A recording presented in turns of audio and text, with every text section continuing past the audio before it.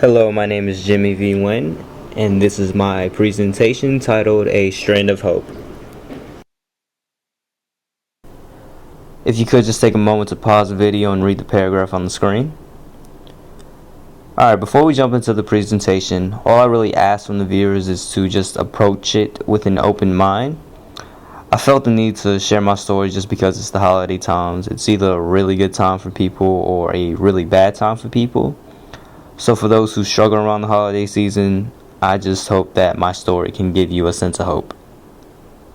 I don't necessarily share my story a lot, so I am somewhat sensitive towards the topic, but if it can at least help one person, it's all worth it.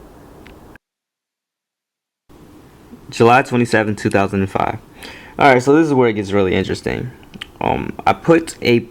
It's a yearbook picture of me on the right. I was 13 in that picture, and I wanted to put this picture on the PowerPoint just to show everybody how young I was at the time, and just to give a good idea of at what age I had to deal with all this.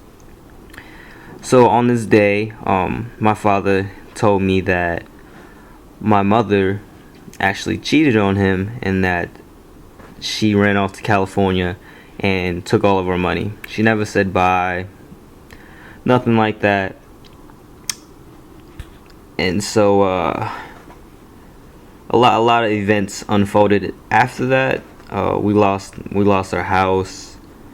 I had to just move in with a friend, and it was just a very difficult time for me during this time period. How I handled it, till this day I don't know how I handled it so well, but I got through it. But it definitely wasn't easy. August 28th, 2008. I'm not really going to elaborate much on this day, but feel free to just pause the video and read the paragraph, and whenever you're finished, just head over to the next slide.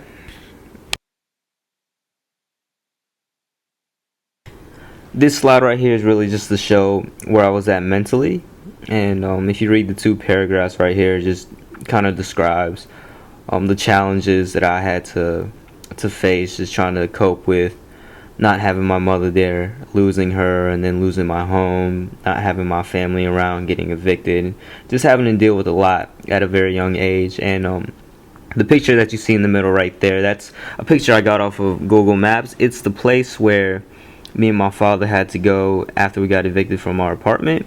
And the picture that Google has for it looks a lot nicer than when we lived there. Like, the rooms are ridiculously small. We didn't have any hot water.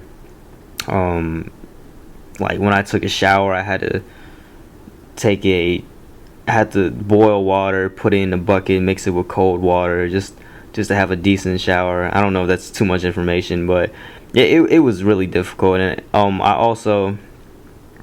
wasn't living in the school district at the time. This house wasn't in my school district, so I had to wake up at 5 in the morning because my dad had work, and he would drop me off at my friend's house, and then I would go to school from there. And then after that, I would come home to my friend's house. Well, I would go to my friend's house, and I wouldn't get home till 11 o'clock when my dad got off of work at his second job, and then I would have to do that 5 days a week. So it was definitely hard, just trying to cope with everything, but it made me stronger, and I did make it through.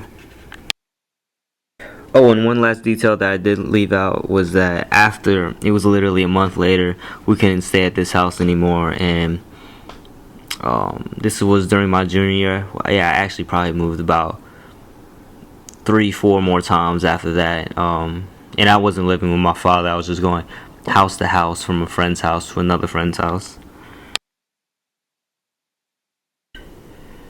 Despite everything that I was going through when I was younger, I actually did graduate high school with a 3.5, and I attended Georgia State University after graduating. But during my first semester there, I felt it just didn't feel right, and so I'm gonna play the video right here.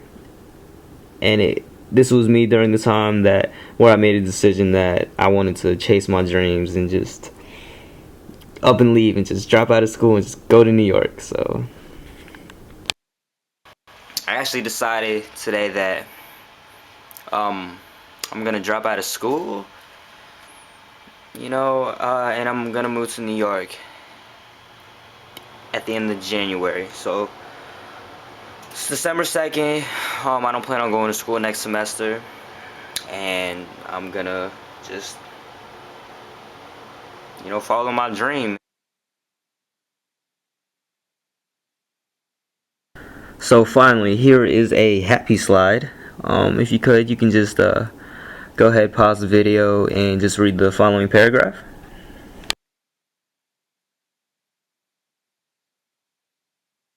Despite all the adversity I had to go through, I did try to make the best of everything. I did a lot of traveling during this time. I just think it's really important that no matter what you're going through in life, sometimes you need a break. You need to take a break from your own life and just enjoy yourself. And that is one of the key things that got me through so many tough days, is that I made sure I had some great moments in my life, and it showed me that there's gonna be better days. There's gonna be days where things aren't looking good, but you just have to keep looking forward to the days that make it all worth it. So here's some pictures. In the top left, that is me. For all you Breaking Bad fans, that's me. I was in New Mexico. I drove through New Mexico and I stopped by the house, and that's me just taking a picture with it. Top right, that's me in Times Square. The bottom left, that's me in Vegas taking a picture with the dude from The Hangover. And the bottom right, I was hanging out with T.I. So I've had a lot of good times, and that's kind of when you stay positive, positive things happen to you. The picture on the left is me in my car that I just bought this summer. I love it. If y'all see me driving in it, feel free to say hi. And the picture on the right is me and my girlfriend. I just want to give thanks to everybody who watched my presentation. I hope you gained a lot from it. I wish I could have elaborated more, but that's why I put my email at the bottom of the page. So if you do have any questions or you're curious about anything, feel free to contact me. Or if you're just going through some things and you need some advice, I'd be more than happy to lend any advice to anybody who needs it. But one last message that I would like to give to people is that if you do know anybody who may be going through some things during this holiday season, don't be scared to just hit them up and just ask how they're doing. And even if they do say that they're doing good, it doesn't always necessarily mean that they're doing good. So don't be scared just to let someone know that you're always there for them, because I promise you that person is going to really appreciate it. So I hope everyone has a good holidays, Merry Christmas, and have a good year.